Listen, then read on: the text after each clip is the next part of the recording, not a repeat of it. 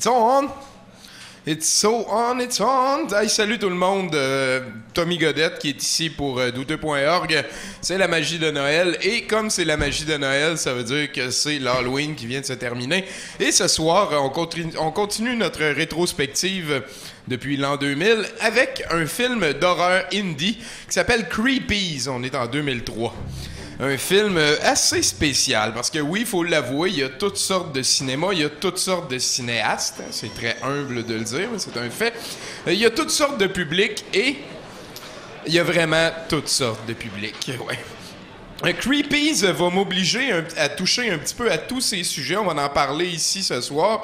Checkez ça en background, comment c'est fabuleux. Oui, film de 2003 réalisé par un certain Jeff Leroy peut-être. Creepies est un film d'horreur fait pour une tranche bien particulière du public, tranche de laquelle je fais peut-être partie parce que j'ai bien aimé le film. Bon, on focus un peu, puis on va tenter de faire ça sérieux. On est capable, on est tous ensemble et je ne lis pas ma feuille. On s'en souvient pas vraiment, mais il y a 15 ans, les films comportaient beaucoup moins d'infographie que de nos jours. Ouais. 2003, c'est v'là 10 ans. Alors, il y en avait un peu plus que v'là 15 ans. Ah ouais, c'est logique. Mais un peu moins que maintenant. Tout ça tient. Mais de là à faire un film avec des monstres à ce degré de qualité... C'est comme si Jeff Leroy, réalisateur à qui on ne doit que des films dans la même veine qui pourraient tous passer au lundi douteux, je pense surtout à Alien 3000 et à Creepies 2. Ouais.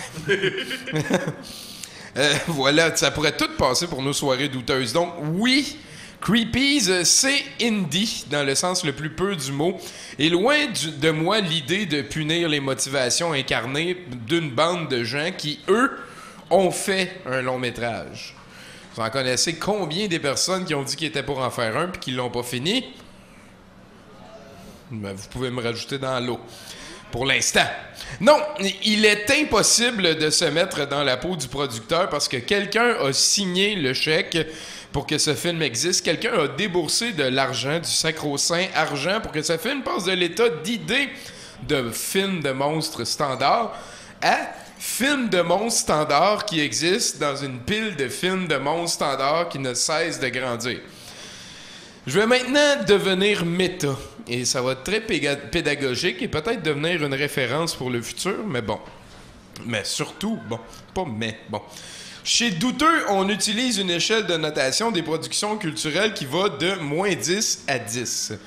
Au sein de cette échelle, il y a 3 valeurs qui sont impossibles. Il y a le moins 10, le 0 et le 10. C'est 3 absolus. Cette échelle repose en fait sur le potentiel de divertissement d'une production culturelle donnée. C'est très sérieux. Pour ma part, plus je l'utilise, plus j'ai de la difficulté à faire part entre le négatif et le positif. Et plus mon cœur, ma tête et ma bite ne se reposent que sur la notion qui est vraiment intéressante, c'est-à-dire le potentiel de divertissement d'une production culturelle donnée. Nos cerveaux ne veulent qu'être stimulés. Notre but premier à chacun, tous les êtres humains autour de vous, n'ont que ce but tout le temps, c'est de combler leurs besoins, a.k.a. se désennuyer. Au sein de ce besoin de stimulation, je suis de ceux qui ont fait la paix avec l'interprétation de la notion. Si vous écoutez mes clips de présentation comme ça et que vous riez parce que, mettons, il est gros ou, tu sais, il parle tout croche, il s'enfarge dans sa feuille, je suis vraiment pas offusqué. Donc, non. Autrement dit, si je suis diverti, je me fous de plus en plus de pourquoi je suis diverti. Pas de comment, pas de ce qui mène à ça. Mais un coup que le résultat est là, je me fous de plus en plus de pourquoi je suis diverti. Au sein de... Ouais, c'est ça. Pas de comment, mais du pourquoi je veux vivre des expériences culturelles qui s'éloignent du zéro. Je veux être saucé dans la variété, c'est mon but premier. Il n'est pas, du moins pour moi, péjoratif de donner à un film indépendant fait à bout de bras par des gens motivés la note de moins 6. C'est pas de même que je vois ça. Je me devais de mettre ça au clair. Chez douteux.org, on ne fait pas le culte de la médiocrité, on fait le culte de la variété. Il y a une approche très différente au rendu final que l'un ou l'autre peut amener, mais le but est un petit peu le même. C'est une notion qui est au centre de la motivation de moi et de tous les bénévoles précieux à la cause avec un C majuscule, de la manière que je brainwash tout le monde qui prétend être mes amis. Et Jeff Leroy, dans son film Creepies de 2003, va nous abreuver en variété à un degré qui s'éloigne du néant absolu culturel d'au moins 6 degrés. Et c'est bien de s'éloigner du zéro. En fait, c'est primordial de s'éloigner du zéro.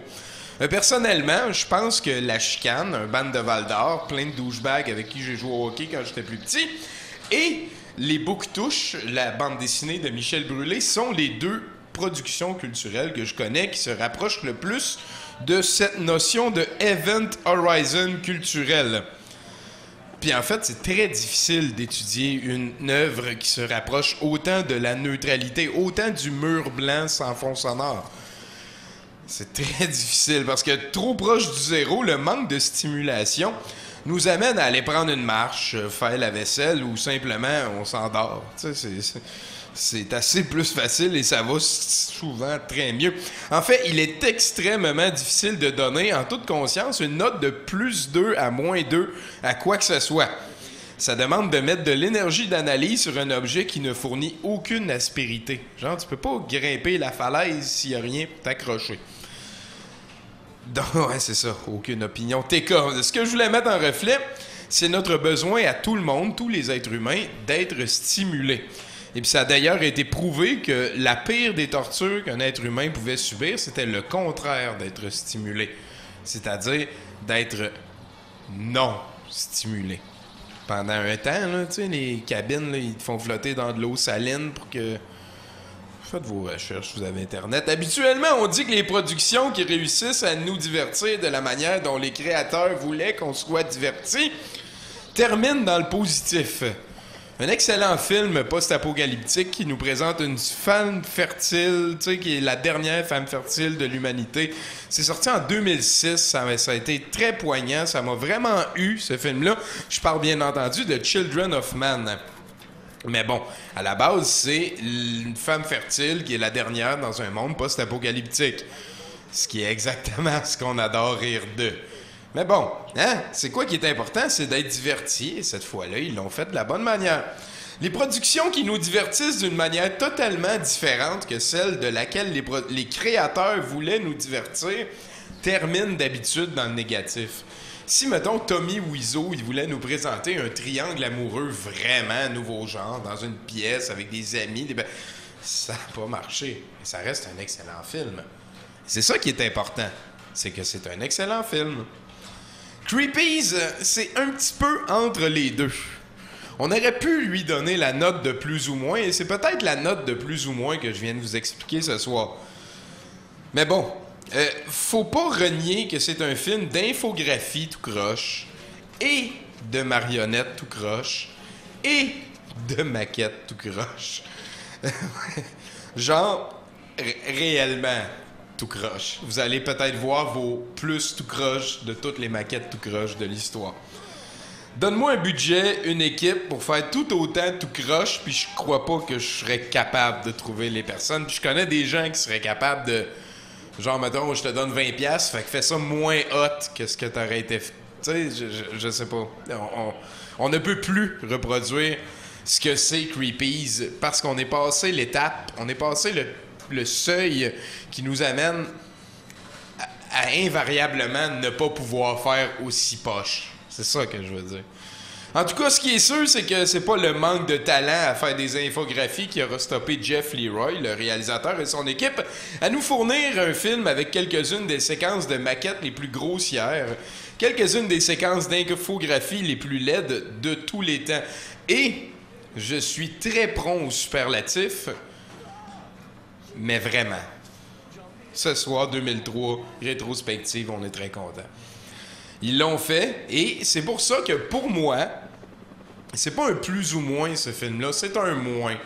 Si les personnes qui ont fait le film sont offusquées parce que je dis « Man, c'est poche en crise », puis que je ris en écoutant le film, puis dérange-moi pas parce que je trouve ça poche, j'écoute le film, je suis diverti totalement, mais que le gars le prend personnel, ça va peut-être devenir une joke, son attitude. En attendant... ça reste un film extrêmement divertissant pour 2003. Je me rappelle quand je l'ai vu la première fois, c'est sûr qu'il y avait Phoebe Dollar. Je vais en reparler un petit peu, mais bon, c'est un excellent film. Préparez-vous pour un film d'horreur un peu à contre-courant au niveau du scénario, mais totalement dans la veine de ce que l'on aime mettre de l'avant ici à douteux.org. Ouais, c'est ça. Le scénario est magique. D'habitude, dans les films d'horreur, on doit se taper une séquence de mise en situation dans laquelle un personnage sans nom meurt des causes du monstre gardé hors plan, ce qui donne un indice aux spectateurs des menaces qui s'en viennent. Puis, avant de se manifester, cette menace laisse passer quelques séquences d'adolescents commettant de graves péchés impardonnables. Des péchés impardonnables et innommables comme fumer de la drogue, être noir ou être une fille qui aime le sexe. Tu sais, des affaires impardonnables. Après avoir éliminé tous les pécheurs, le monstre sera repoussé par la fille pure qui a refusé de mettre dans sa bouche le gland du destin, oui. Ou par le gars trop occupé par le succès au sens wasp du terme. Tu sais, parce que c'est beaucoup de ça qu'on parle quand on parle de cinéma hollywoodien. Je l'ai souvent dit et je ne fus pas le premier. Puis fuck, c'est moi le premier. Le méchant, le monstre dans un film d'horreur américain, hollywoodien, est souvent un élément normalisateur. Il est un élément lawful good, un peu comme la très sainte Inquisition. C'est quelque chose qui vient tuer les éléments qui sortent du moule pour en arriver avec une humanité bien eugénisée, c'est-à-dire le gars qui a respecté que la fille, ça ne tentait pas de le sucer pendant tout le film, et la fille qui, elle, espérait quelque chose de plus beau, plus grand, hein? Comme les princesses Disney dans le temps. Et puis, ben, ce couple-là, lui, il survit aux aventures. Et le film le monstre va revenir parce qu'il y a tout le temps des éléments adolescents qui essayent de mettre leur kékette dans des orifices qu'il faut pas. Bon, dans Creepies, Jeff Leroy ne fait pas ça. Genre, fuck all, ça. Le film commence, des gens meurent. Comme on a dit tantôt, mais bon, juste dans la séquence d'après, des gens meurent.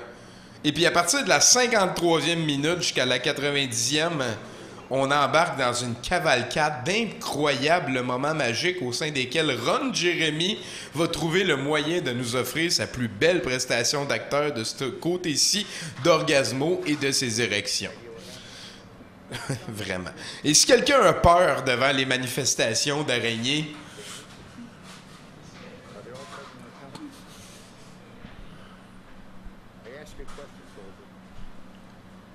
on écoute Creepies, un film de 2003. On est à douteux.tv, la télé des délaissés. Merci de nous suivre.